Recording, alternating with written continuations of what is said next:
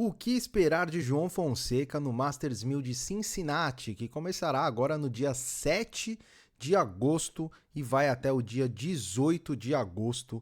Logo em seguida aí, né, estamos gravando esse vídeo na sexta-feira, dia 1º, então na próxima sexta já se inicia, acho que é na próxima quinta, já se inicia aí o Masters de Cincinnati. Muita expectativa para ver como que o João vai se sair, né, depois de ser derrotado na primeira rodada de Toronto, causar muito hate por aí, muito nervosismo de parte da torcida. E o que será que espera o João em Cincinnati? Então, no vídeo de hoje, a gente fez um levantamento sobre a velocidade da quadra e o que a gente pode esperar do jogo do João Fonseca para Cincinnati. É um vídeo diferente de tudo que vocês já viram, porque a gente pegou até clima, até a temperatura, se vai chover, se não vai chover, a média de velocidade dessa quadra perante os últimos anos, o comparativo da velocidade dessa quadra com Toronto e com o US Open, que é o próximo torneio. Então, é aquele blend de conteúdo espetacular aqui do Auge das Quadras, e eu só peço que a sua inscrição aí no canal e nada mais, se inscreva no canal Auge das Quadras para ver se a gente consegue aí chegar a 6 mil inscritos, que é a próxima meta do nosso canal, e não gasta nada. Então se inscreva aí, ó, se você gostar, vamos fazer assim, você tá aqui pela primeira vez, assiste o conteúdo, se gostar, se inscreve, se não gostar não precisa se inscrever. Então vamos lá, direto para a tela do meu computador, para falar rapidamente sobre quem joga esse Masters de Cincinnati, antes da gente falar da velocidade, né, o que espera em termos de condições de jogo para o João Fonseca. Então, diferentemente de Toronto, Sinner e Alcaraz, até agora, né, é bom falar, estarão aí para Cincinnati. O que mostra também que Cincinnati, ao longo do tempo da história, ele sempre foi um torneio preparatório para o US Open. É um torneio grande, mas é um torneio com condições muito parecidas com o US Open. Inclusive, por muitos anos, eu não sei se agora ainda é a mesma quadra, mas era inclusive a mesma quadra, o mesmo tipo de quadra jogado. Então, ou seja, o Cincinnati era meio que um aquecimento, apesar do tamanho ser um Masters 1000, pro grande slam aí nos Estados Unidos na quadradura. Além deles, Zverev joga novamente, Fritz, o Djokovic também confirmado, diferentemente de Toronto, Ben Shelton, Alex de Minaur, Holger Rune, Musetti, Rublev, Tiafoe, Ruud, Medvedev e João Fonseca. E quando a gente olha as desistências, já temos 6 desistências confirmadas. Jack Draper, mais uma vez aí o Draper, que vinha muito bem fisicamente, né? 2024 ele sofreu bastante com lesões e 2025 parecia que ele estava num caminho melhor e realmente nesse momento ele perde o seu segundo grande torneio aí. Grigor Dimitrov, que ainda está se recuperando da lesão de Wimbledon. Bublik, mais uma vez de fora, então após o título dele ali no Saibro de Kitzbühel, 2 Masters de fora, provavelmente joga o US Open. Hubert Hurkacz, que não joga nem o US Open, também uma lesão. Berrettini e Brooksby. Então são 6 desistências já para esse Masters 1000 de Cincinnati. Qual que é o fator climático? Como que terá a temperatura? Uma das causas, talvez, da derrota do João foi o clima quente, né? Ele jogou num calor estrondoso de Toronto, numa quadra que se mostrou mais rápido do que muita gente esperava. Então ele estava num jogo, num dia muito quente, onde a bolinha tende a andar mais. Quando o clima tá mais úmido, mais frio, a bola anda menos. E ele pegou um cara especialista em quadra rápida. Então, a junção de tudo isso, obviamente que o João jogou muito mal. Acho que nem se estivesse chovendo, ele ganhava. Mas, de fato, a condição da quadra era muito rápida. Como que estará a temperatura em Cincinnati? Temperatura máxima entre 29 e 31, temperatura mínima entre 18 e 19. Isso faz a gente crer que não estará quente, mas não muito calor. O que, na minha opinião, é bom para o João, e eu já vou explicar por quê.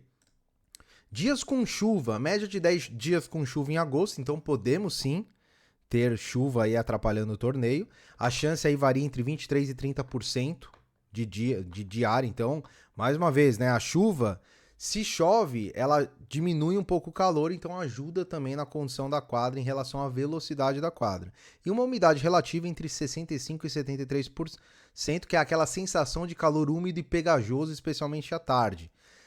Ou seja, muita umidade também, os tenistas suam muito, transpiram muito. O João é um cara que transpira demais, por exemplo. Em relação ao calor, acredito eu que pro João Fonseca, eu não gosto de uma quadra de um clima muito quente. Por quê? Porque o João ainda está formando a sua estrutura física, ainda não é aquele cara 100%, né, em termos físicos, e o calor ele acaba depreciando algumas coisas aí, né? O tenista fica mais cansado, a mente fica mais cansada. Então acredito eu que esse tipo de temperatura ele seja muito melhor do que uma temperatura muito alta pro João. Mesmo o João sendo do Rio de Janeiro, ele fala que o calor não incomoda ele, que ele é carioca. Mas acredito eu que pro estilo de jogo dele, ele é um cara bem eclético, né? Ele joga numa quadra rápida e numa quadra lenta também. Mas acredito que pro estilo de jogo dele, uma quadra dura que não esteja muito quente é o ideal, porque a bola não é aquela quadradura super rápida, eu não sei se é ideal para o jogo do João, apesar que ele foi muito bem na grama e a gente vai entender melhor isso ao longo das competições que ele for jogando. E eu separei aqui uma questão sobre a velocidade da quadra. Pessoal, em alguns vídeos as pessoas nos perguntam, faz vídeo sobre a velocidade da quadra, qual quadra é mais veloz? Isso é uma coisa extremamente difícil de ser medida. Existem algumas métricas, alguns sites, alguns estudos sobre isso. Um desses estudos ele considera a porcentagem de ace como um fator relevante para a velocidade da quadra. Outro estudo considera outros aspectos como games confirmados, porcentagem de breakpoints. Então, exemplo, quanto mais games confirmados em média naquele torneio, mais rápido tende a ser a quadra. Óbvio, porque quem saca tem a vantagem numa quadra rápida, é igual grama, que tem muito menos quebra do que saibro. Então, se tem pouca quebra, significa que a quadra está muito rápida. Essa é uma teoria. Outra teoria, porcentagem de ace. Se tem muito ace, né, consequentemente quadra mais rápida, tem aces. E alguns estudos incluem várias dessas métricas. Então, quando a gente pega a porcentagem de aces, a gente vê que em 2023 ele foi abaixo do que normalmente é. 2024, 11,8%, 2022 a mesma coisa, 2021, 12,5%. Então teve um ano ali que foi fora da realidade.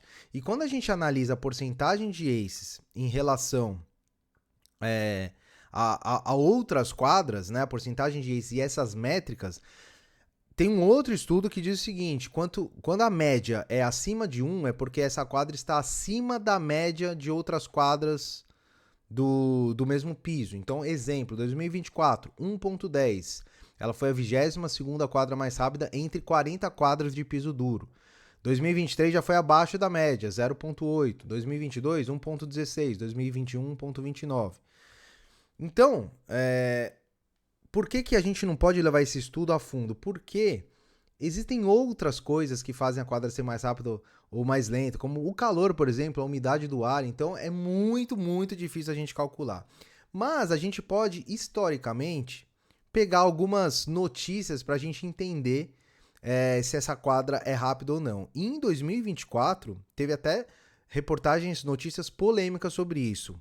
Exemplo, o próprio Draper, em agosto de 24, ele fala o seguinte: quadras de Cincinnati são as mais rápidas em que já joguei. Ele falou o seguinte, abre aspas, as quadras de Cincinnati são as mais rápidas em que já joguei. Quando você sai, já vê a bola acima de você. Por isso acontecem muitos erros que muitos tenistas normalmente não cometem. Ganhei a partida hoje pela forma como competi, pela minha determinação em vencer. Não foi o melhor tênis do mundo, mas aproveitei as oportunidades e fiz a diferença. Ele que na época jogou contra o Tsitsipas aí na segunda rodada do Masters 1000 e meteu essa, que as quadras são as mais rápidas em que já joguei. Outro cara que comentou sobre as quadras também foi o Alcaraz, ó. Olha só esse dado, ó. Esse dado, que é o Current Pace Index, é uma métrica que mede velocidade da quadra também, outra métrica. E isso é da própria transmissão ali na época, em 2024. Então ele apontou que em 2024 era 40,5 esse índice. E isso significa que são quadras média rápidas, ela só não é das mais rápidas. Já 2023, 34,6, ou seja, em 2024 as quadras de Cincinnati estavam muito mais velozes do que 2023. E, por último, o Alcaraz fala o seguinte, ó, Alcaraz detona as quadras de Cincinnati, é outro esporte. Carlos Alcaraz, número 3 do mundo, além de mostrar toda a sua frustração com a derrota para Gael Monfils, não poupou críticas à organização do Master 1000 de Cincinnati nos Estados Unidos. O espanhol, ele detonou a velocidade das quadras de Cincinnati. Em aferição, foi constatado que a velocidade das quadras do torneio em Ohio são as maiores da temporada até aqui. Olha só, aquela ocasião o torneio era o mais rápido da temporada. O espanhol disse, é como se estivéssemos jogando outro esporte. Senti como se estivesse praticando um esporte diferente na quadra central em comparação com as outras quadras. A bola estava andando mais rápido, muito mais rápido do que nas outras. Me aqueci antes do jogo e foi uma sensação completamente diferente. Não sei porquê. Não consegui me controlar, não consegui melhorar, então foi impossível vencer essa partida e pronto. Sempre vou aos torneios pensando que tenho chances de ganhar, que quero mostrar um bom tênis em quadra, mas vim pensando que me sentiria bem. Sei jogar nessas quadras, mas tenho me sentido que as superfícies eram totalmente diferentes, outro esporte.